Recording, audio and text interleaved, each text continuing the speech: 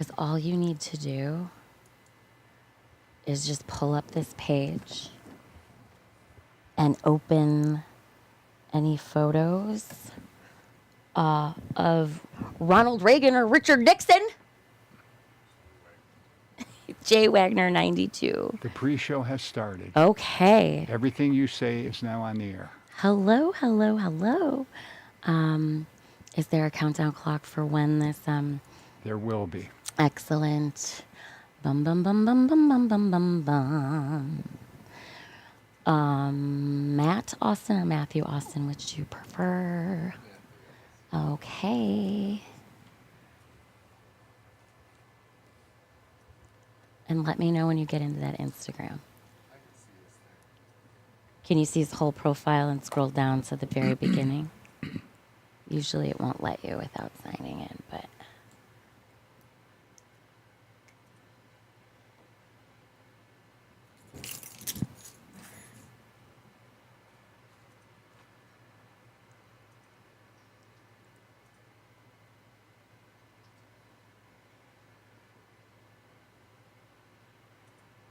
Oh, yes. I can also send links into the chat of the live stream, so that will also help people look at for themselves at home. So if you keep scrolling down all the way to the very beginning, or that if you go up one more, that second picture there from the from the left. That's Ronald Reagan. He was a college Republican. What's that? No, it's wild. It's wild when you actually go through it. And you have to go all the way to the end, the dates, all the way. It'll keep loading. And his LinkedIn is also important because he went in deep. And then, yeah, okay. Excellent. So exciting. Thank you so much for being here and this exciting opportunity. Oh, hey, there we go. And boo, boo, boo.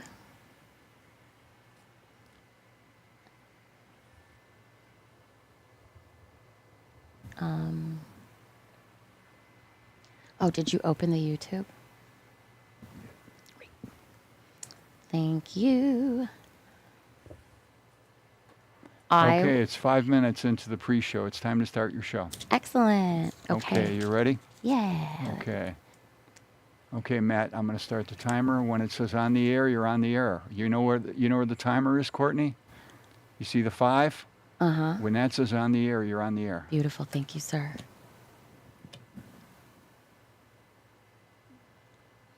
Okay. Hi. Okay, so this is kind of a dream come true, but also,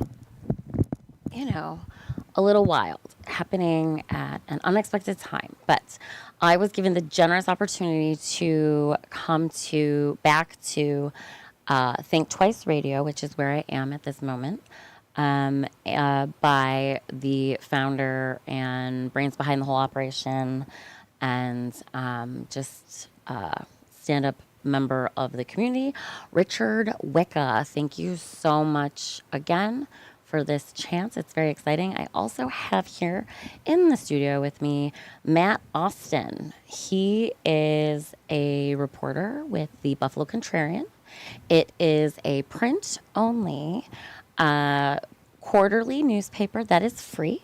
It's available at 4 different libraries and also, I think, 3 bookstores and 3 community centers. What's that? And Think Twice Radio. That was how I found my way here. And who am I, you may ask, and what is going on? My name is Courtney Francis Fallon. I am an artist and activist who is from the Buffalo area and lives here after coming in and out of the area over a 20-year period, roughly. Yes. I moved back right before my 20th high school reunion. So I am here, and a lot of my work is activist centered. And right next to me, you can see one of something that I recently did, which is I wheat pasted paper letters to the ground at 5 early polling locations, spelling out ZELL NO to discourage voters at early voting and on election day. And I did this on Sunday, June 21st. I used just newsprint because it's unbleached, and other water-soluble materials that is watered down white glue, which is white craft glue is what Elmer's is technically, that's like its distinction. So it was watered down white glue, but not name brand. But I have the safety data sheet, it's the same. And clear glue that is like the children's Elmer's clear glue, but clear craft glue. And both of them are washable and gentle. And one of them was watered down to be 3 parts water and 1 part glue, so that they would kind of be easy to just kind of like clean up if they weren't taken out by nature. And this was supposed to be just like a latch stitch effort. I took photos, but I didn't post them online or even really intend to. My audience was those early voters, and I've had issues with shadow banning on social media, so I wouldn't trust my work to make it there. I didn't want to do a traditional sign because that would be easy to steal, et cetera, and so forth. So this is like just something I did because I had to do something, because I was very concerned. Ooh, can you hear me? Oh, sorry about that. I'm replying to Paul Kruger. Can we possibly scroll back to see what he had said? Oh, why are you not on Orange Set? TikTok is notorious for that.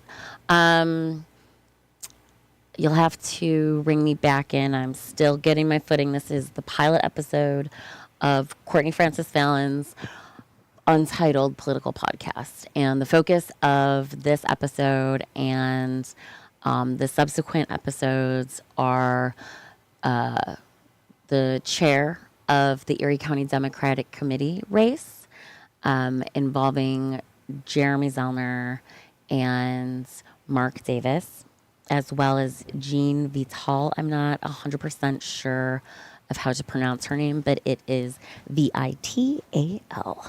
And Brian, I don't know if he's Novak or Nowak. He is the current town supervisor. Oh, thanks, Paul. You're okay too. We can load the comments on the bottom of the screen. I don't know. What do you think aesthetically? You're sure? Okay. We're figuring it out. But numbers are no worry because we know that we'll have people watching later. Basically, I was very worried about Jeremy Zellner becoming a New York State senator for a full term. He is currently has been serving since a special election in February, and lo and behold, he lost the primary by 10 points, despite spending $1.92 million, going over budget by more than $100,000.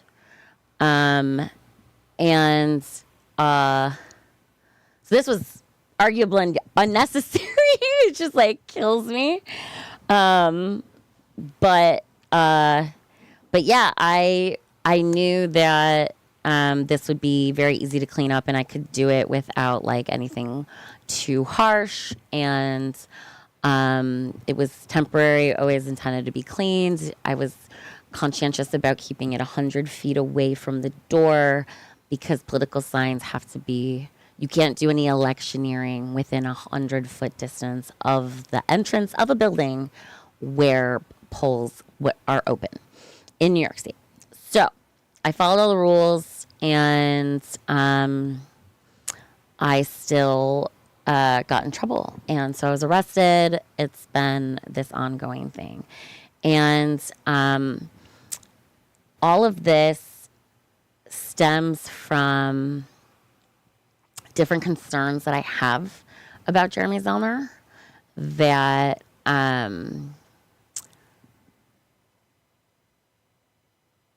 really opened my eyes to who I was dealing with. Okay, so we're gonna show this now to give you an idea. Or wait, I'm a little scattered. Hold on. So I've gone over who I am. I've gone over ZELL NO. I'm about to get into why I felt compelled to do this. I forgot to give a little bit more about my background. So I'm an artist, and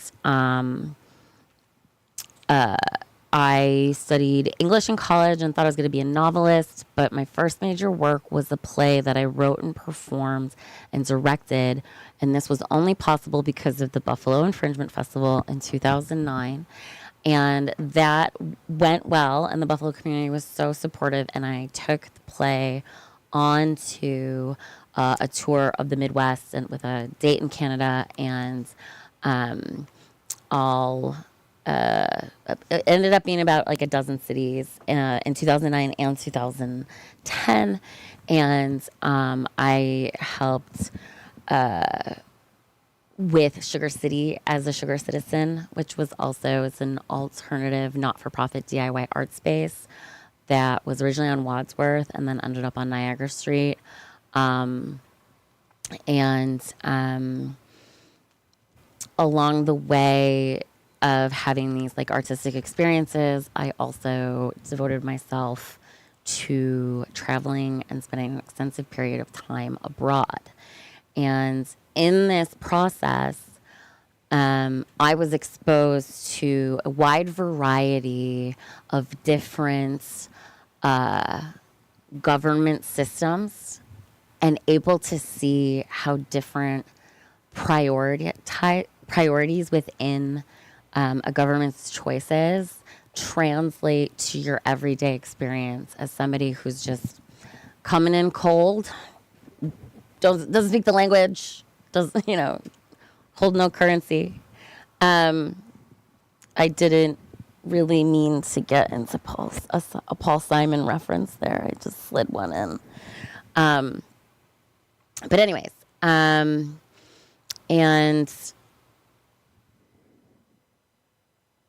my mother was born in Poland, and so one of the experiences that I had traveling to over 40 countries was moving to Poland for 2 years. And I did that because I didn't grow up speaking English. So I moved to Poland to learn Polish, taught English, and did a terrible job. And so later, when I moved to Brooklyn, I insisted on living in Greenpoint so that I could hear, read, and speak Polish on the street. And it was easier to practice Polish in Brooklyn than it was in Krakow, because we could just like pop into English if we didn't understand something, whereas in Poland it was like untying a knot. And Krakow, I was there 2 years, and it's only like 45 minutes or an hour away from Auschwitz. So anytime somebody came to visit, I felt compelled to go because it is a large place and there is so much to learn and bear witness to.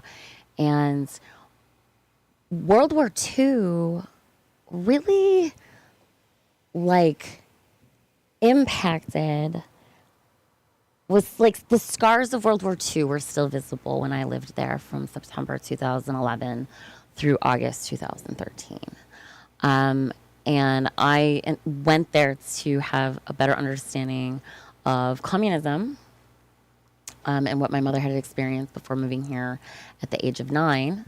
And I ended up just like immersed in World War II. It is ground zero, September 1st, 1939.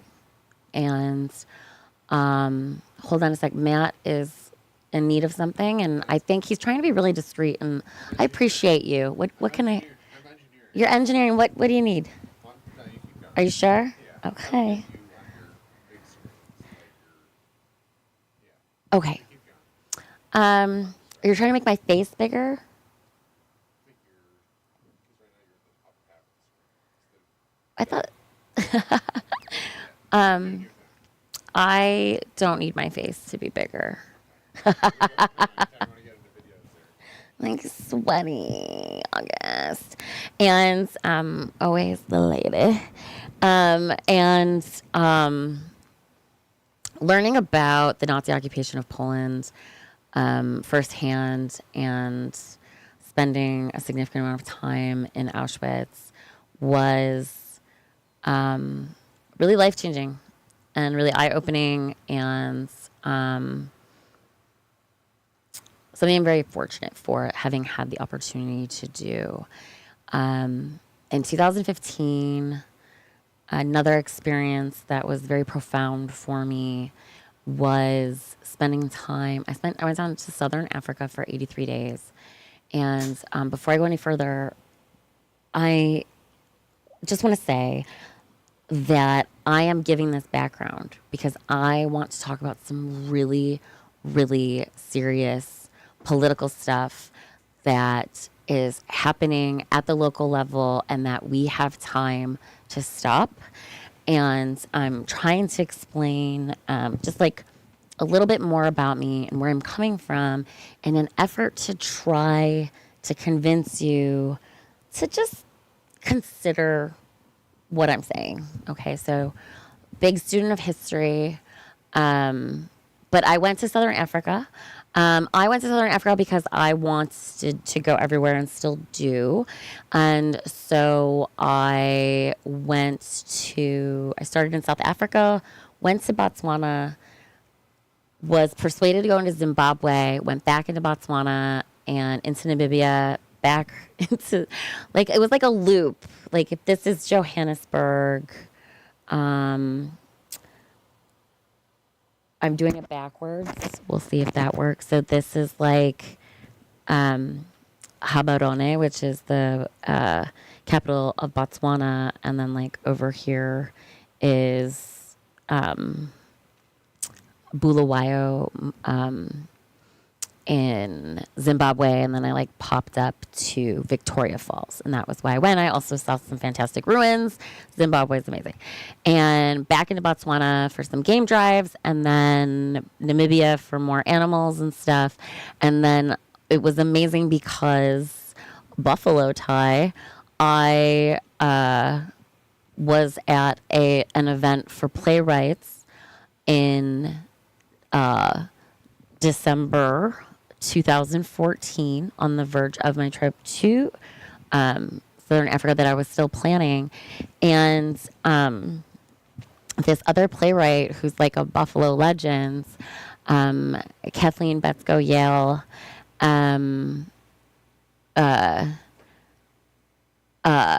sorry, trying to catch up with the comments. Can you see the whole thing anywhere? I'll pull through the term. Okay, we're working through it, but like, yeah. So, anyways, I was talking about I was going to Southern Africa, and this Buffalo playwright was like, "Oh, the Women Playwrights International Conference is taking place in Cape Town this year, and I know because I helped found the Women Playwrights International Conference. The first one was in Buffalo." And so it was like, cool, this is when I will be in Cape Town. It was like the first week of July. I went to Grahamstown for the National Arts Festival, which is like a week and a half of theater and comedy and music. It was like amazing. And then I went to the Durban International Film Festival, which was likewise amazing. Popped into Mozambique and then head over back to Johannesburg and out. And that was like 83 days. And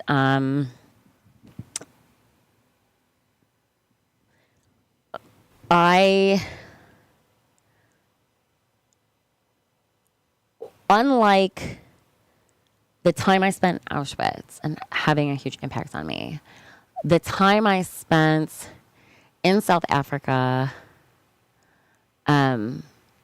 specifically, the impact, like the remaining impact of apartheid that's like still visible, and learning about the realities of it while at the theater festival. I was looking at, and it was, it took over like this town that has like a college prep, like boarding school, like a university. Makiba, I think it is. It used to be called Grahamstown, but it's the National Arts Festival. It's every July. And so I was in this like South African school, like high school or something. But it was like historic, like built in the 1890s or something.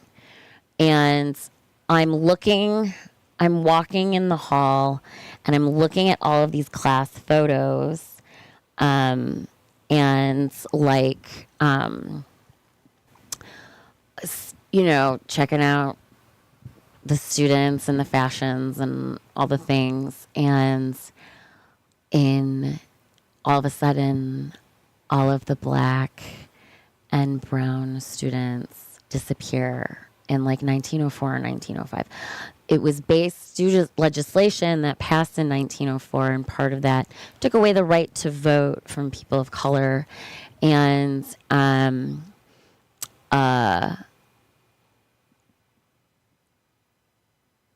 roughly 43 years later, 1947, I believe, or 49, apartheid like formally takes hold and has just a mind-boggling,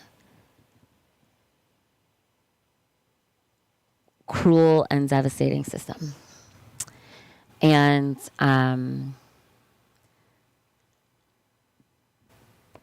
it was also like resistance was visible everywhere from throughout that time. The role of theater in society was amazing. And in the fight against apartheid, all of these things were amazing. But I I love it there.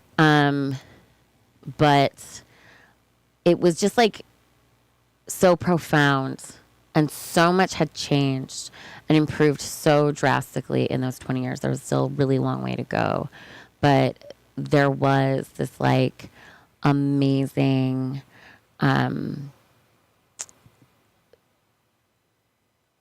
recovery that is still in process, but and that is largely attributed to, I am not an expert in South Africa, but to the Truth and Reconciliation Commission and efforts to correct wrongs through acknowledgement and it's a restorative justice method. And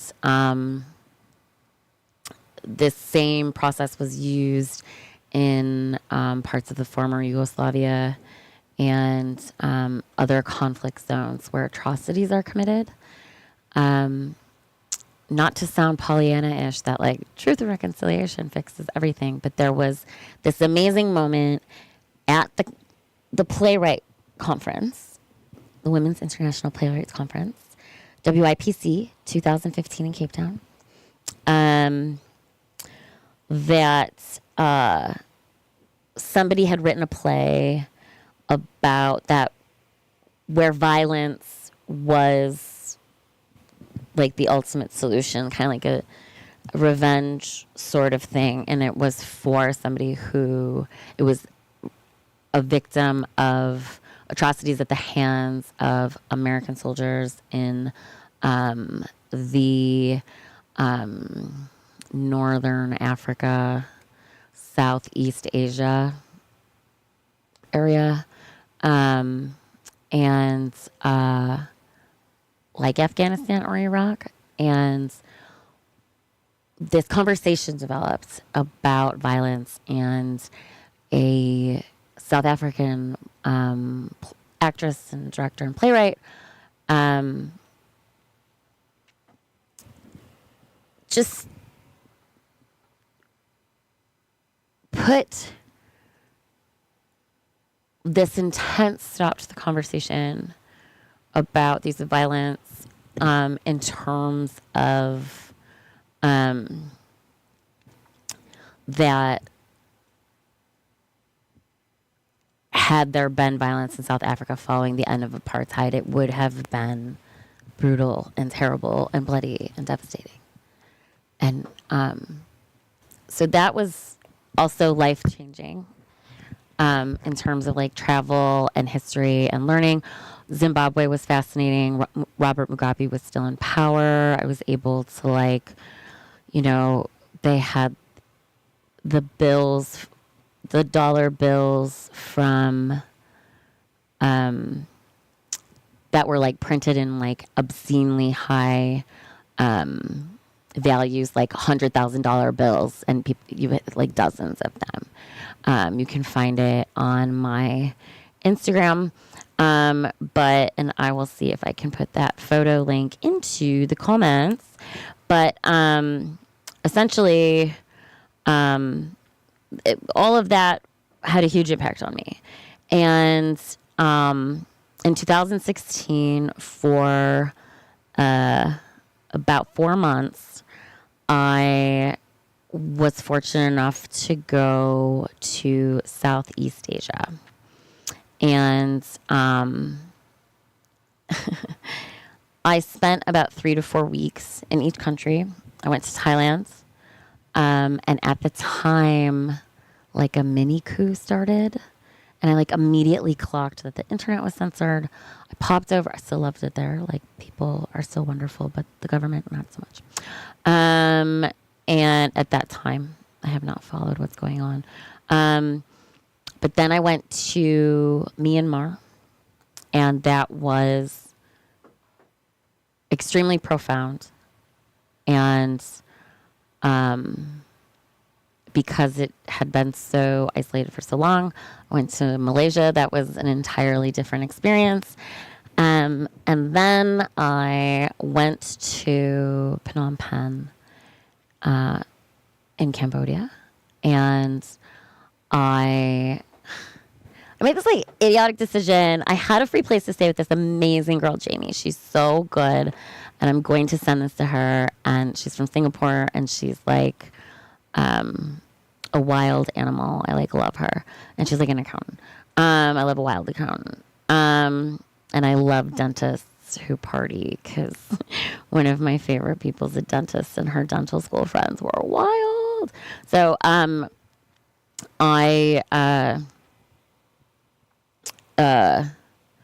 was talking about Africa, Cambodia, Phnom Penh. I had a place to stay with Jamie, but I like had a visa for Vietnam that was going to expire on like the 4th of July or like the 5th of July. And so, but my plan was to buy a motorcycle in Vietnam and ride it around to travel, and then you sell it at the end.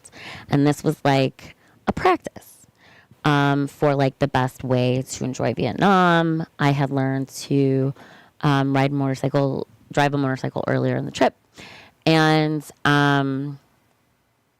essentially, I like ran to Ho Chi Minh City to like pick up a motorcycle from some guy who was recommended to me by a British girl who I met at a hostel in Malaysia. She was like, if you're gonna buy a bike in Vietnam, this is your dude. So like I had been in contact with him and trying to like keep up. So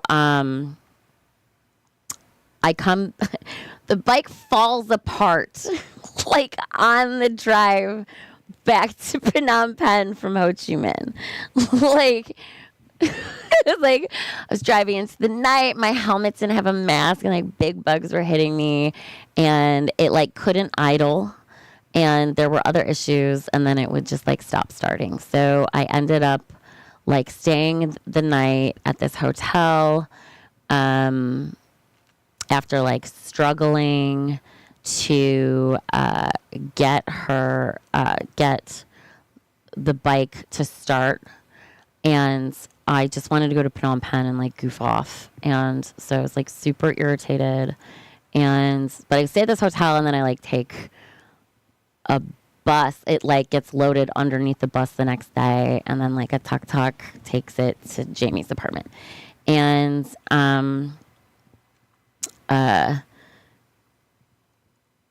I ended up spending way more time in Phnom Penh because of this motorcycle that I was like trying to get fixed.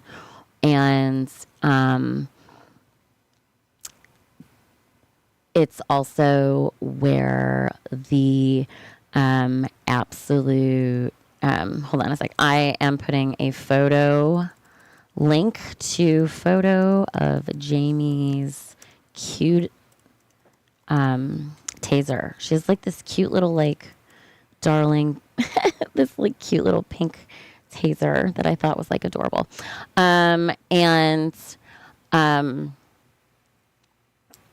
So much happens in Phnom Penh under the Khmer Rouge, and there's still so much going on because of the ongoing recovery and management of Cambodia. And it's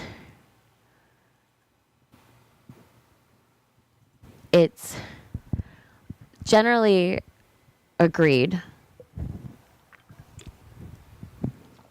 that like there's this peculiar problem with Cambodia, which is that it as a country that was taken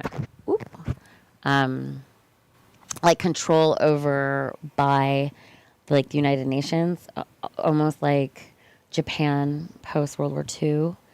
Oh, you don't have to. Oh yeah, you want to show her cute taser? Isn't it cute? Like, and it was fun. We were like afraid to use it for the first time, but not Jamie. She like whipped it out and like tased something, and she was just like a cool ass accountant babe. we met on this motorcycle trip in Myanmar, and she was adorable and brilliant. And that was great because while she was at work, I would go to different places to learn about the atrocities that took place under the Khmer Rouge. And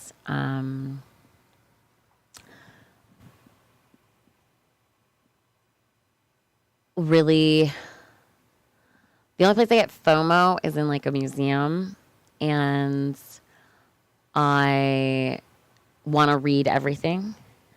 And so I went to this prison. I want to say it's like Tulsang, where everybody who is murdered in the killing fields went before being murdered. And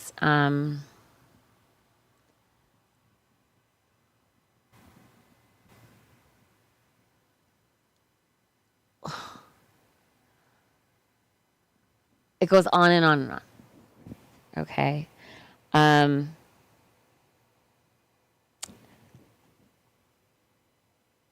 Being exposed to these things makes me makes me kind of like more aware of how dire the situation is here right now in the United States. And that gets back to the point of the story we got there. Thanks for hanging out. So, ZELL to the motherfucking no. Okay? I'm going to try to rein in any future swearing. We'll see how I do. But, look, government is very important. Elections matter.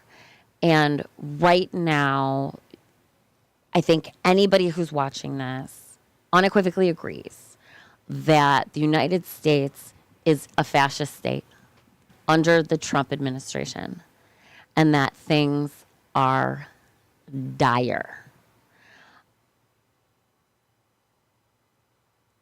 We need our local government to be on point. On point. As we face these challenges. Okay? And that is where Jeremy Zellner comes in. He has been the chair of the Erie County Democratic Committee since 2014. Before that, he worked his way through the ranks as a protege of the previous chairman, Lenny Lenahan. Real name. That's his real name.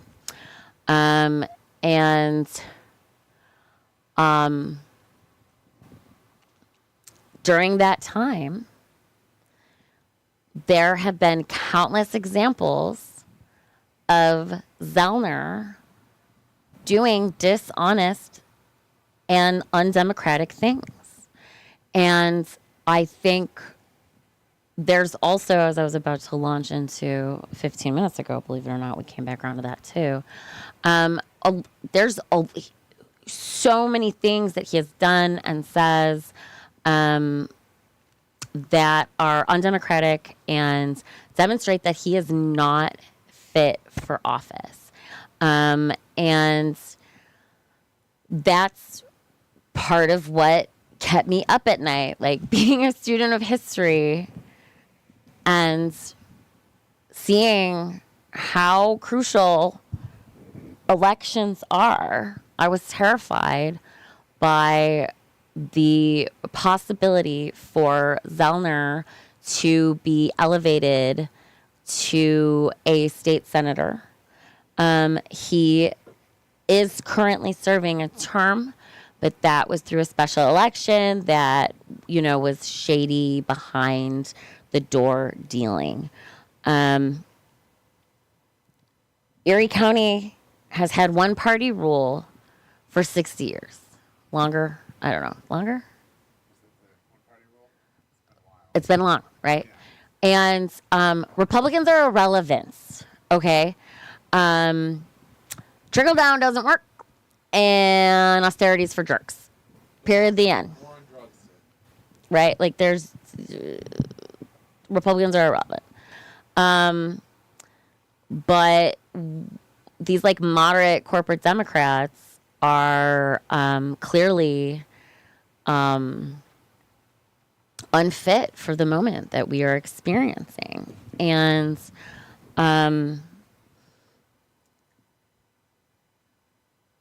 there's something sinister about Jeremy Zellner remaining as the chair of the Erie County Democratic Committee because of his history of disqualifying candidates from running for office and for bogus reasons. I have a tab open on my computer that literally has like 17 articles or something, like so many pages. I don't know if you can see the top there. Can you see, like, I have like 17 tabs? We'll zoom in there. Woo! There we go. We're trying. Like, that's like all of those. Do you see right there? It's like boom, boom, boom, boom, boom, boom, boom. So many articles. These are all different articles about different things Jeremy has fucked up or, pardon me, for the swearing, or lawsuits from candidates who were wrongly removed from the ballot. This is, he's a one-trick pony, actually, in that regard. And it's completely outrageous.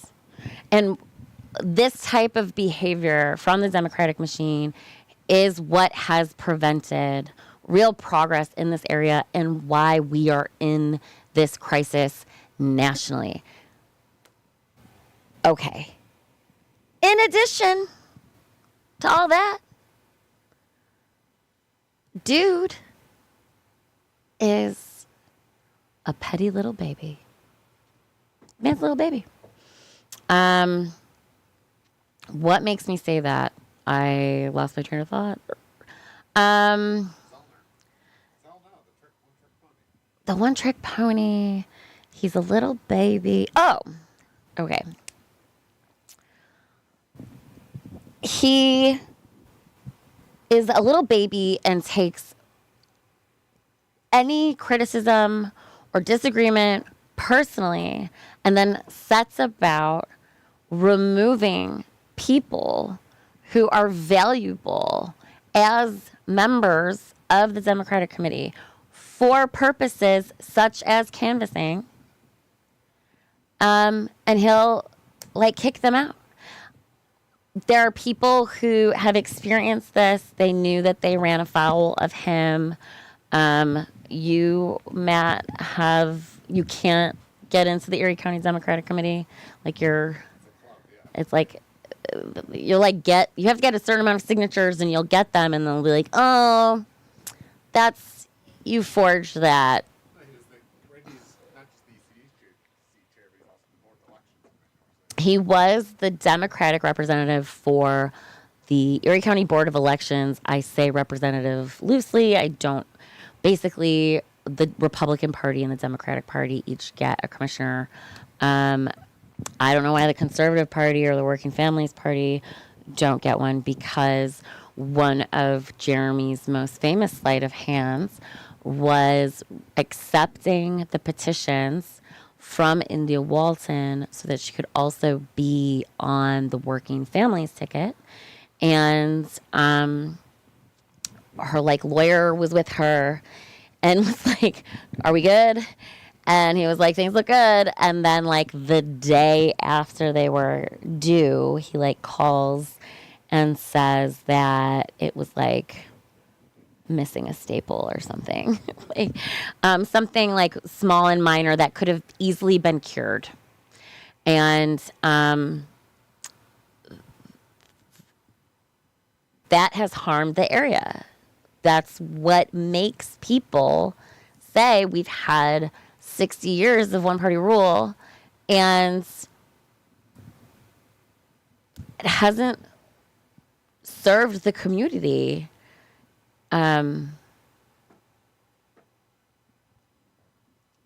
equally, and in fact has really failed large swaths of this county, and specifically other parts of the city. This is not some white savior malarkey.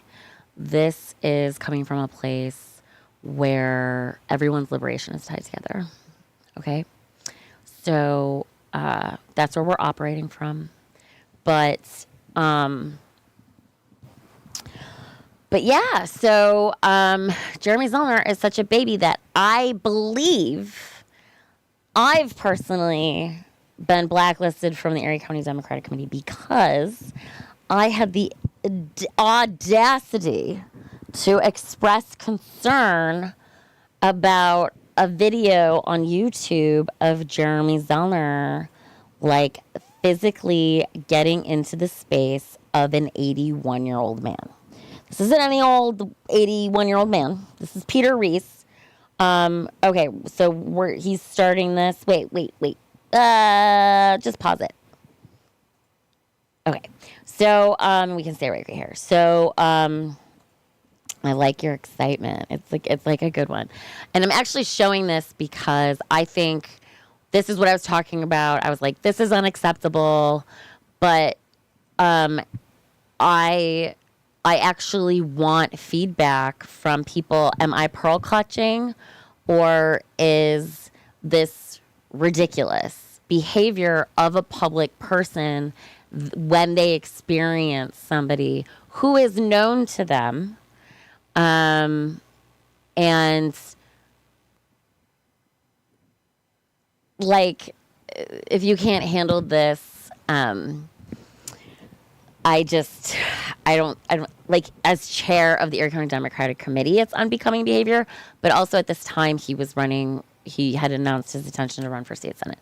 So, okay, now you have the setup. This is from No King's Day, and Peter Reese is a fierce public advocate. That is who is filming. He is an attorney. Turn it. Can we get we can't get the sound. Oh. Okay. Well, I think the captions are on. So he, like, gets in his face, and he's like, "How are you, Mr. Phony? Excuse me, you're in my space, sir. You're in my space. Is this what you're going to do? Thug me? Is that what you're doing? Jeremy the thug, everybody trying to push somebody. You're happy? You're pushing an 81-year-old guy around? Proud, isn't it? You chickened out and walked away." I don't know if those last.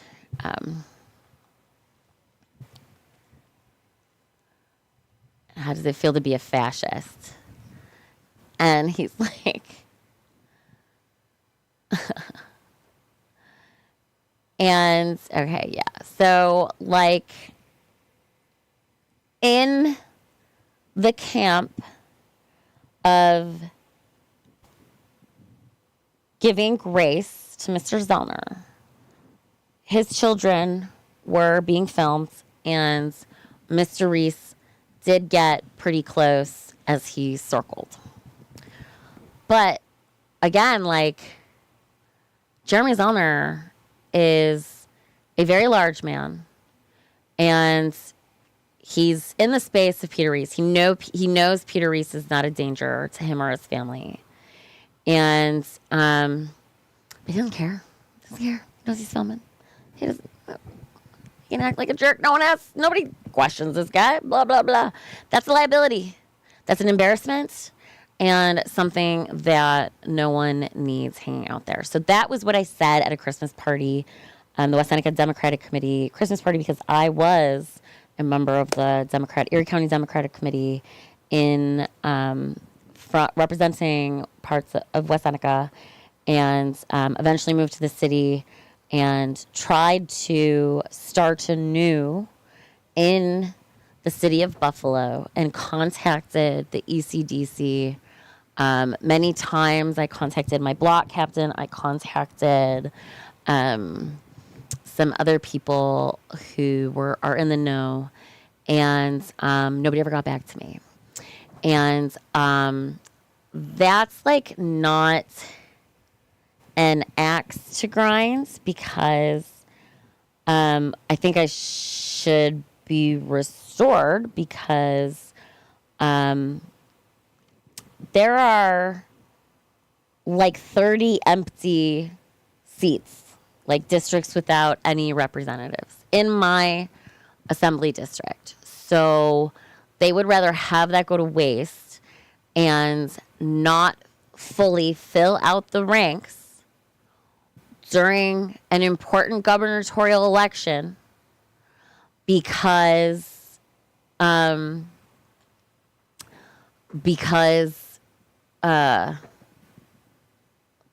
like had the audacity to criticize him to somebody. What? And like, I am not gonna like claim to be perfect, but I'm a legit active member of organizations in which I am a member. And I point to, I made 2 different trips to Erie, Pennsylvania in October 2024 to canvass door to door for Kamala Harris. I drove other people too, including other people, at least one of those days. And I was totally chill with going alone.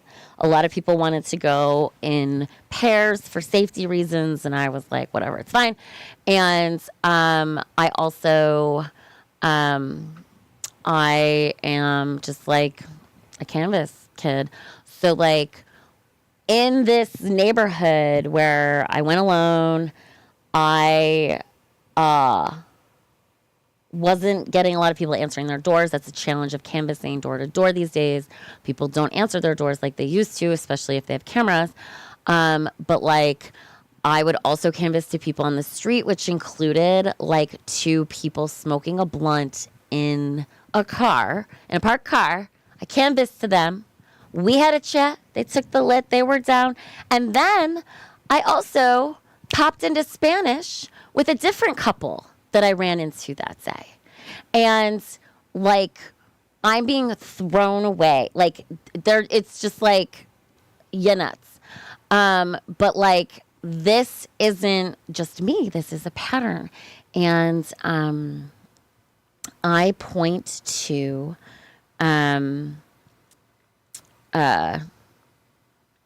situation that took place with Alex Burgos. Mr. Zellner is so petty that he clearly was involved with another member of the Erie County Democratic Committee undermining long-standing members to replace them with other people.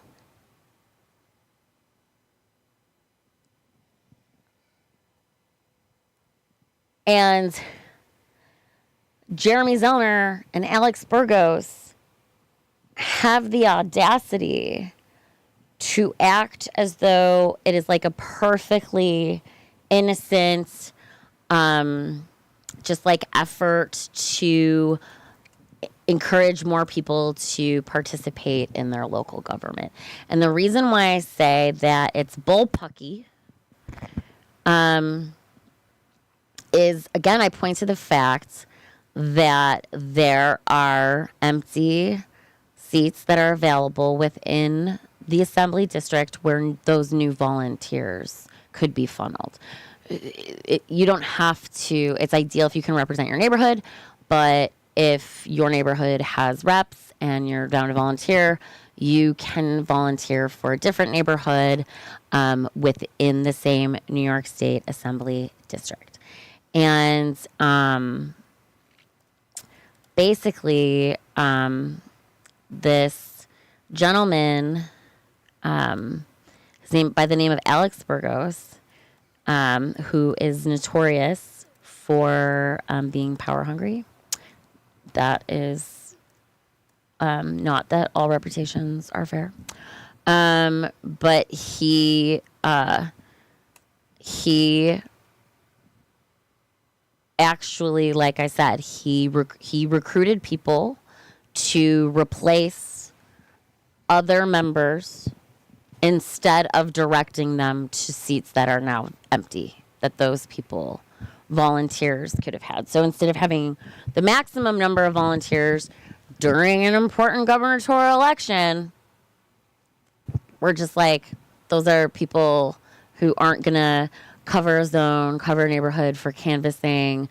You're starting at a disadvantage, and for what? Right? Okay, so I just put another Instagram link in the chat for Alex Burgos on Instagram. And if you can pull that up. So if you look, it says on the right there, background and context regarding the Niagara District Democratic Committee races. Swipe to read more. Okay, so this is a screenshot of an article from the Buffalo News. Can you make it a tad bigger? Or maybe not. Never mind. Go back. So it says established Democrats lost big in the primaries. What will that mean for Jeremy Zellner? Okay. It should mean that he goes away with his tails between his legs because he spent $1.92 million, totally way more proportionately than his opponent, and lost by 10 pounds, lost by 10 points, and has shown that he does not know how to strategize. Even when he has everything that you could ask for as a candidate, he still can't pull out a win. Page one, he talks about, this is Alex Burgos, like a toady, maybe. He gives the energy of like an evil Carlton Banks. If you are familiar with Fresh Prince of Bel-Air, I might be aging myself there. And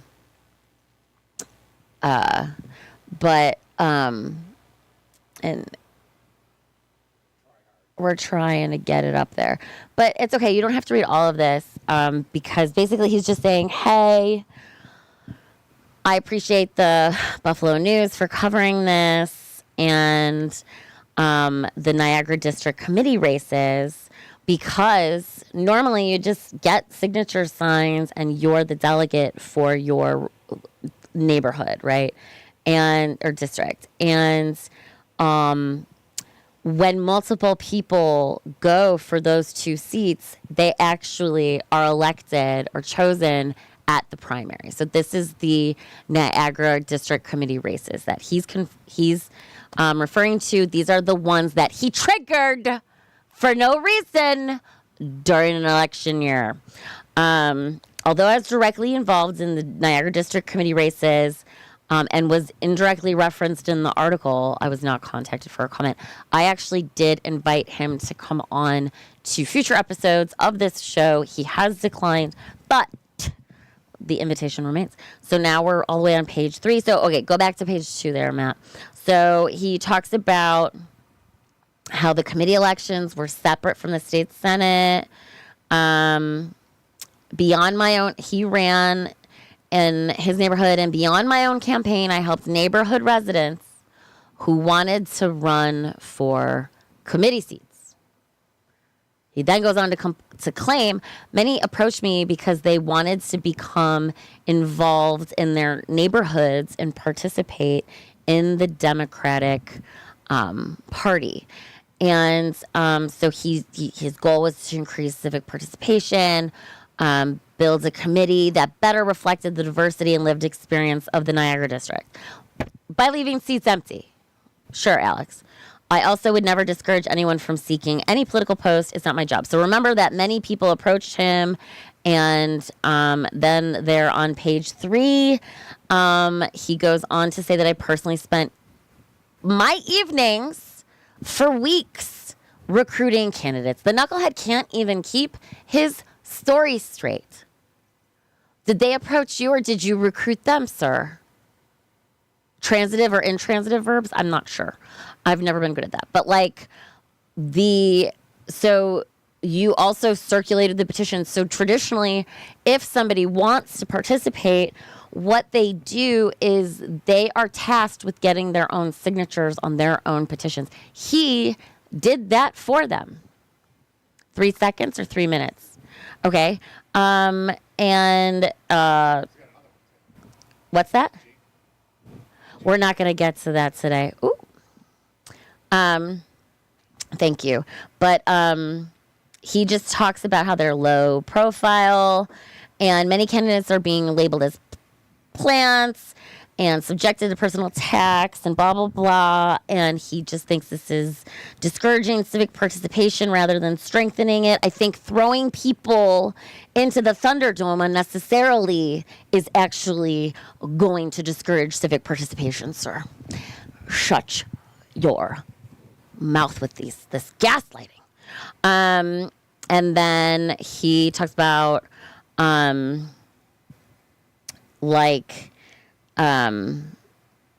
that there's like a difference in framing because other people did the same. I just like, I don't buy it. So we can go back to me now. Thanks. So, so everyone can like see, hey, we got to wrap it up, but got 2.5 minutes left. But basically Jeremy Zellner said on the record in an interview with the press, I believe the Independent Post, he denied have any involvement or awareness that of Alex Burgos's decision to oust longstanding members for no reason. And he's not mad. Sir, if you really cared about doing your job and recruiting people so that every district in the county, particularly the city of Buffalo, has representation, you are turning people away. Alex, you could have done good. You could have held the hand of those new volunteers and helped them get their signatures in their neighborhood. It would have taken you less time because they would have helped you. Could have taught them how to canvass, all the stuff. So it's so disingenuous, and this is part of a larger pattern. We're wrapping it up now. This is currently planned to be an ongoing season between now and the end of September, when the reorganization meeting takes place in the Erie County Democratic Committee. Jeremy Zellner wants to remain in the position to put his thumb on the scale to prevent progress that is so desperately needed for so many different reasons. We have 40 seconds left. I'm going to wrap it up by saying that there is going to be a meeting of the Buffalo Municipal Housing Authority on Thursday. They are the third Thursday of every month. If you Google BMHA, Buffalo Municipal Housing Authority, these meetings need members of the public to attend and help speak out in solidarity with the tenants who are not given repairs in a timely fashion, if at all. Okay. The warrant of habitability is like non-existent. So, Courtney Francis Fallon, you can find me online at CF Fun. And that's it. Thank you.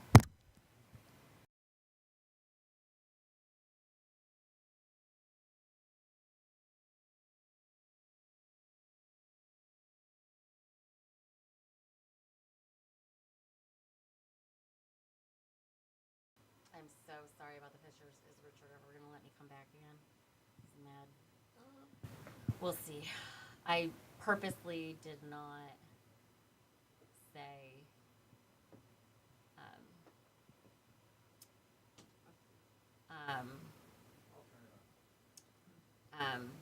that I would be back every week just in case I had worn out my welcome. How'd it go? How'd you feel? I was interested in the technical side of things. Okay. I get asked that question every single show. I'm Every single show. I'm really sorry again about being late. Some misunderstanding about what was technically possible didn't help, but ultimately we ran out of time. We had more than enough material. I stacked material on top of material on top of material in case I couldn't weave together the story. Well, now that you have one show under your belt, you'll know what to expect. Exactly. It's a pilot. I will have beautifully labeled files as discussed and everything that I want. I want to photograph anyways for my own records because that guy is not going to keep his profile public. Ultimately, I think the best way for you to do your show is if you had like a PowerPoint, so you could sit here. You're right, because that's what you did, PowerPointing. right? Yes. Yeah. Because then you're relying. Because that's on what you did, right? I've done it before, but I felt like you had your files in a nice order, in a good way that looked like. the one show I did that we. I like the fact that you're communicating via text. Yeah, I can handle that. That's I like too. that. Yeah. Most people, they just talk. Yeah. Even I don't think I've ever seen someone do a show where they're like looking at someone's Instagram. I like to give references. Yeah, Yeah. like I'll figure out my visual storytelling in a way that Maybe the screen- works together. What? The easiest way probably you had a PowerPoint. Because I think we. I really feel like that's what you did Well, what am I 2 supposed- weeks ago, it seemed. You had like the photos, they looked good, they were in the right dimension. Oh, because I had it. So I just had that. I had a thumb drive where I had the pictures. Yes. So the VIN, we had the VIN set. So then it was just. Oh, so it was just like black and whatever the dimensions of the picture Yeah. were would just like So whether you adjust do to a the slideshow screen. or I just think that would be even images. easier. Yeah, If it images. can display that way so that you're just. Yeah. 'Cause the problem with the browser is that. There's a lot of problems with it. And it But was yeah. not ideal, but it was like this amazing story that fell out of the sky. I can't wait to do it.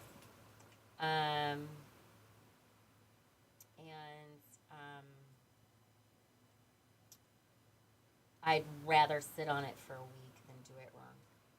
And I had plenty of time to. I mean, I had plenty of fodder. Yeah. But Do you even- think I established, like, please listen to me? I hung out in all these death camps.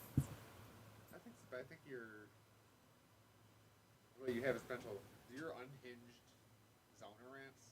Like Uh-huh. that's where I think. That's the bread and butter. Well, I think that's when I can see you're doing a show, especially because you're not that you're an insider, but like you know the people, so like there's There's a lot. Just But spilling- yes, exactly. spilling Spill the the tea. tea, the There's tea. so much tea to spill. like that. I think that's where your And naming niche names. is. Yeah, naming names and explaining, like you're saying, the zone chairs. Like I don't even really know how that stuff works. And I'm still catching up. I also want to have Brian Novak Yeah, no. on the show.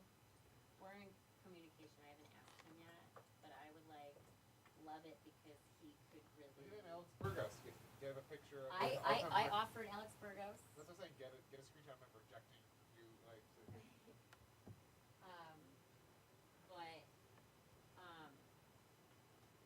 yeah, I feel great. You have your moments, but like we recover. That's what you do. I'm a performer, anyways. So Well, sometimes I've even just plan on clipping your show, so you don't even have an hour thing that you're gonna clip your show. oh so yes, maybe, exactly. maybe you have a So like couple, the like- little nuggets. yeah, a little 30 Yeah. second rant where you go on that. Oh, this is good. I want to. Alex Burgos. Like, wouldn't you be mad? Like, they're empty. Like, there's no reason. Yeah, they don't mean There's democracy. no reason you could have directed them towards another show. And everything else is previously out. So,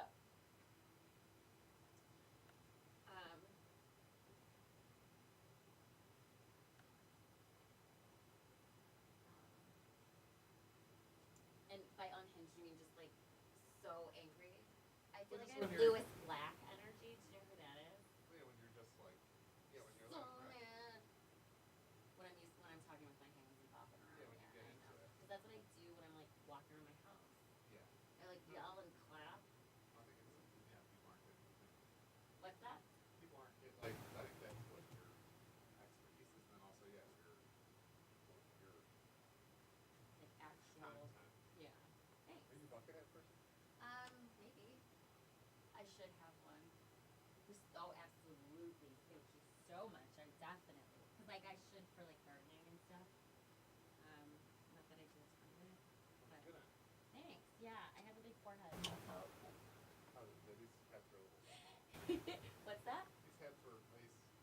just mean like that it covers. Yeah. Frames my face in a nice way. Thank you. That's the first print. Thank you so much for your help. That was so generous of you too. 'Cause like, and I was thinking of asking you, but I didn't bother you. So, that was even cooler. I should have bought you some I like should have switched to here. I was just like, down, you know. Yeah. I'm a little bit. I'm a teensy bit.